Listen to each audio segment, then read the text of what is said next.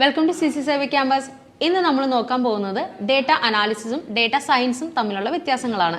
So ഇത് രണ്ടും ക്ലയൻസിന് നൽകുന്നത് ഡേറ്റയെ കുറിച്ചിട്ടുള്ള ഇൻസൈറ്റ്സ് തന്നെയാണ്. പക്ഷെ ഇവർ തമ്മിൽ കുറച്ച് വ്യത്യാസങ്ങളുണ്ട്. അതെന്താണെന്ന് നമുക്ക് നോക്കാം.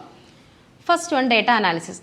ഡേറ്റ അനാലിസിസിൽ നമ്മൾ ചെയ്യുന്നത് ഡേറ്റേനെ ഡയഗ്നോസ്റ്റിക് അനാലിസിസും അതേപോലെ തന്നെ നമ്മൾ ഡിസ്ക്രിപ്റ്റീവ് അനാലിസിസുമാണ് ചെയ്യുന്നത്. അതായത് ഡേറ്റയെ അനലൈസ് ചെയ്ത് വിഷ്വലൈസിങ് ടൂൾസിൻ്റെ ഹെൽപ്പോട് കൂടി നമ്മൾ ഗ്രാഫ്, ചാർട്ട്, അതേപോലെ തന്നെ സ്റ്റാറ്റിസ്റ്റിക്കൽ സമ്മറീസ് അതെല്ലാം ആണ് നമ്മൾ പ്രസൻറ്റ് ചെയ്യുന്നത്.